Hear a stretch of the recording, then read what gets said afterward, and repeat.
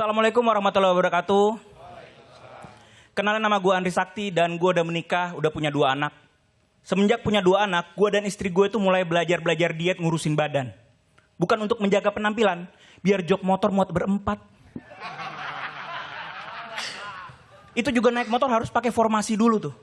Anak pertama di depan, anak kedua di tengah. Ini kalau nambah anak lagi, lama-lama naik motor pakai formasi cheerleader tuh.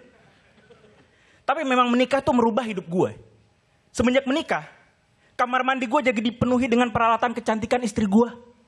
Dari mulai sabun cuci muka sampai sabun sirih. Bahkan pernah gue gak sengaja mau cuci muka, malah pakai sabun sirih. Pas gue cuci muka, mata gue rapet. Di kamar tidur gue juga dipenuhi dengan boneka-boneka koleksi istri gue. Boneka kelinci, boneka beruang, boneka kucing, sampai boneka voodoo juga ada.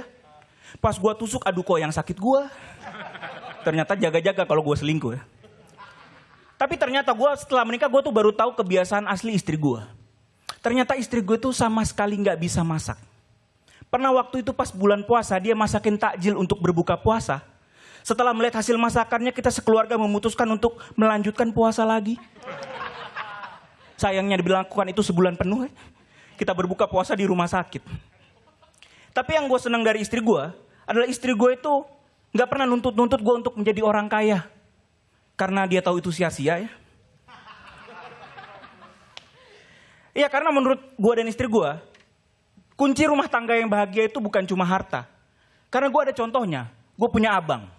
Udah punya rumah, punya mobil, gajinya besar, tapi tetap bercerai karena istrinya menuntut harta yang lebih. Ini gimana kalau istrinya nikahnya sama gue? Mungkin kita udah cerai saat akad nikah. Dan gue tuh percaya gitu. Kunci rumah tangga yang bahagia itu mensyukuri apapun yang kita punya sekarang. Karena apapun yang kita punya sekarang pasti masih banyak orang-orang yang hidupnya jauh di bawah kita. Ical Kate contohnya. Dan kasihan abang gue. Sekarang dia bercerai. Gak ada yang ngurusin. Gak ada yang nyariin. Nongkrong gak diomelin. Gak punya tanggungan hidup dan bebas ngapa-ngapain. Kenapa lama-lama perceraian terdengar menyenangkan ya? Dan alasan orang mau punya anak tuh beda-beda. Alasan istri gue pengen banget punya anak, katanya anak itu investasi amal.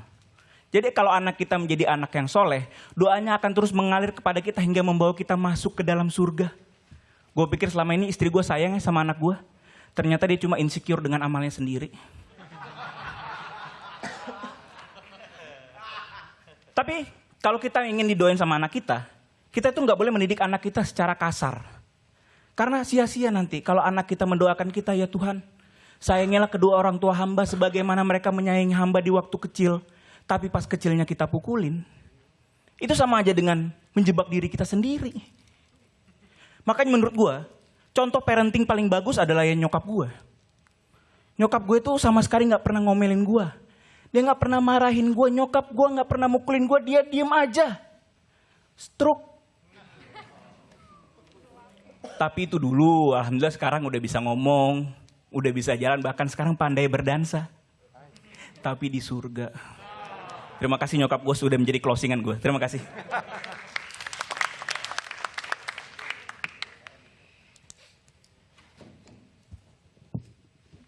Andri Iya, Sakti. Deliverynya enak, kebawanya enak. Cuma ya, gue terasa agak bingung-bingung ini apa ya. Kayak pertama lo ngomongin lo punya anak 2. Jadi gue udah siap mendengarkan cerita tentang lo yang sudah punya anak 2. Tiba-tiba lo ngomongin waktu lo awal menikah gitu. Jadi apa ya, penyesuaian gue nya agak lama gitu. Karena ya pindah waktu kejadiannya ini yang bikin gue agak bingung gitu. Dan masih agak-agak tipis sih Dri. Ya kalau dari gue belum lah. Gitu ya. Makasih Cing.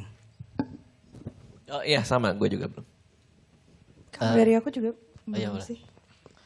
Ya nggak jadi ngasih masukan Ri ya. Gak apa-apa Min. Makasih. Oh nggak apa-apa ya. Nggak apa-apa. Boleh ditanya nih panselnya banyak banget gue nyatet gitu dan menurut gue sih bagus gitu. Cuman entah kenapa lu tampil tuh kayak nggak lagi kayak menghibur aja.